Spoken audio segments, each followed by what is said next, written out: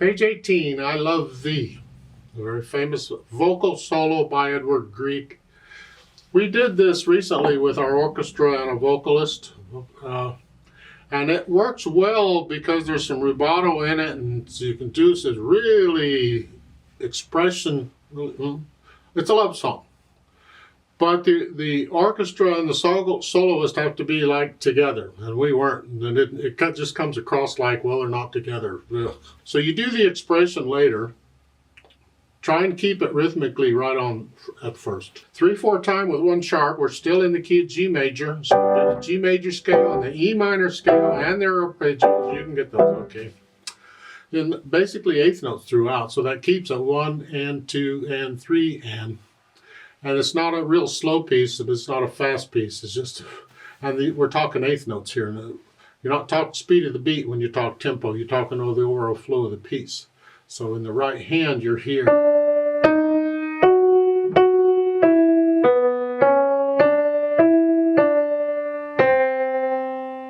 And then going on. So there's no words in this copy. There are words. This is a vocal solo. They're telling you at the top on the 16th note, dotted rhythms, to play it like a grace note. I would prefer you play it more like a 16th note. The person is singing this, and there are words that goes with each of those songs. So don't. It's a little out of character, in my opinion, on this love song to suddenly go ba-dum. So be careful on that. The left hand's just keeping you steady. When orchestra, this was really boring for us. We were just playing eighth notes back and forth while the vocalist was doing their thing. And if the vocalist did too much rubato, then we weren't together anymore. And you got a few accidentals you can work that out. Last measure, the first line, if you don't want to be up here, you can do here. So it's a D, an E, and a G sharp.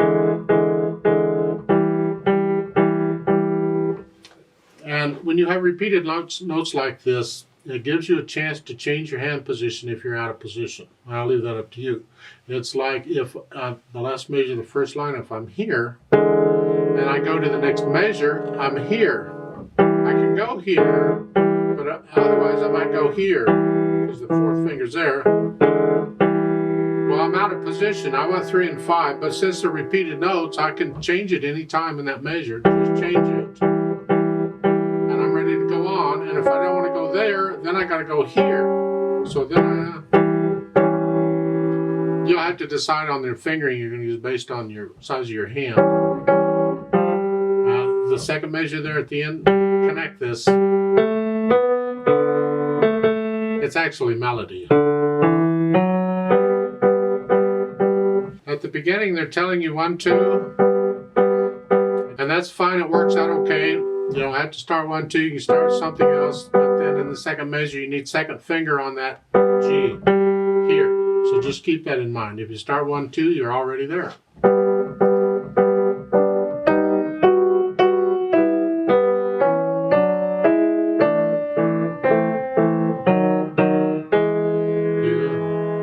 Once you have an idea of the notes and the rhythms and all, then you might think about the articulation. This is very connected. You can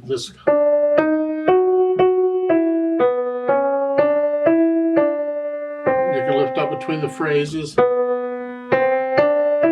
Just lift up like taking a breath.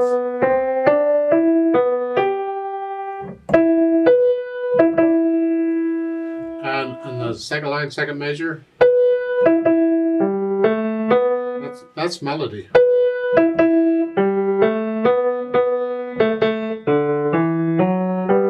And come back down. It's like those last 3 notes, those are not melody. That's a pickup to the going on. So and that's it. You see the 2 neutral lines on there? And that's it. They're telling you, well, depends on the publisher. Some publishers will use the 2 neutral lines to tell you where the melody is when it gets all mixed up like this. And you can rely on that, but I don't know that I would rely on anything other than telling me those are melody and these are not. And it needs to sound that way. There should be no doubt in the listener's mind which notes are melody and which are not. Bring out the melody here. So, yeah.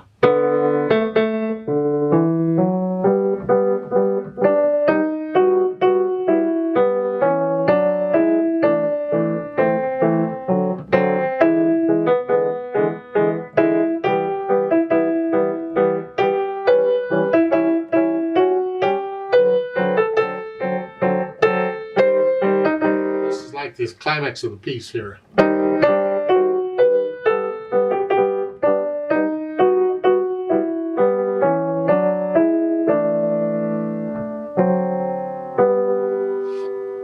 Dynamic, again, goes to the melody, so at the beginning, this is really more like very soft. Or you can play it soft, but when the right hand comes in, it's going to be soft, and you got to come down to very soft here. Soft.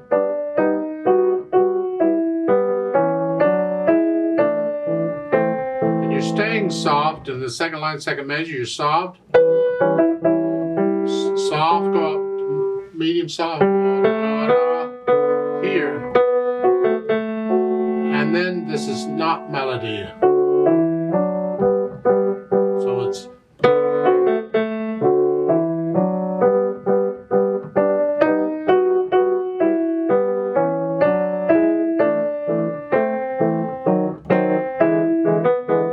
this is all soft here, and then next to the last line you're soft. You're soft here, go up a little bit. You're back to just a hair above soft. You keep going now, you're medium soft. Now, actually, I think in the last note on that measure, this is the next last measure, the next to the last line, that A, that should be medium loud there. The MF belongs over there. So you come up medium soft, and the left hand continues to get a little louder. The left hand's been in the background. It's been like soft or very soft, and you can come up a little bit to maybe soft. Don't go all the way up to medium soft. Just come up a little bit, and then it's medium loud in the right hand. And come back down. And the last line, you're down to about a medium soft. And now it's soft. So you get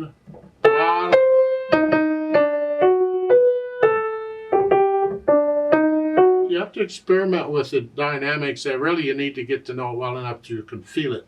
And it would probably help if you could find a copy with the words in it, so you know the words. You can put the inflection or the feeling of the words on the right notes in the music. It's hard to do when they don't give you the words here. Now they've added pedal, which comes in handy because we'd like to connect this. We can't connect repeated notes, so we use the pedal. It'd be nice to have some overtones in some cases, but we have to be careful because we could smear this up with all these moving eighth notes. We don't.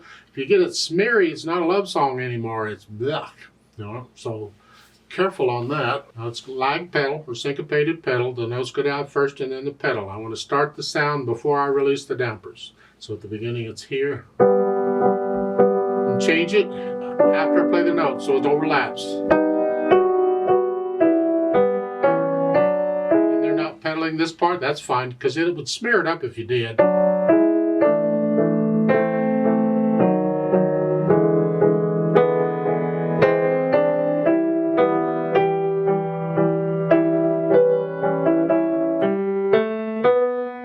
And here, in the second line, second measure going into the third measure,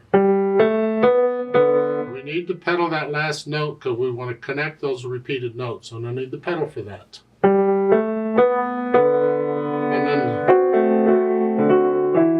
And you don't need to pedal the end of that line here.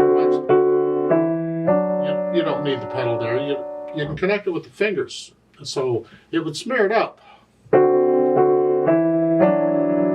we don't want that. So I don't recommend pedaling the last 1.5 beats there of the second line. I mean, it helps to this. That's melody. This other is not.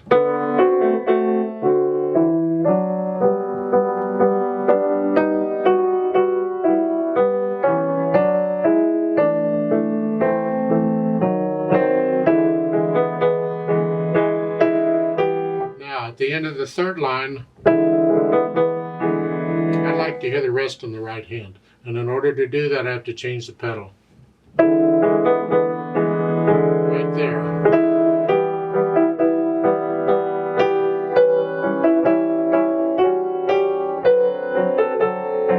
And again, the fourth line down and the last two measures, I want to hear the rest in the right hand, so I have to lift the pedal up with the right hand.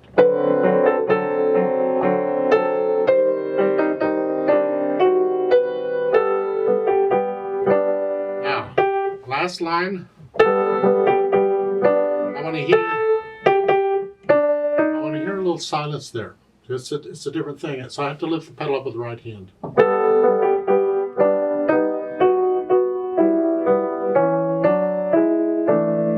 Finish it up. So I'm adjusting the pedal to what the sound and the effect I want, because the pedal markings in the book are only guides.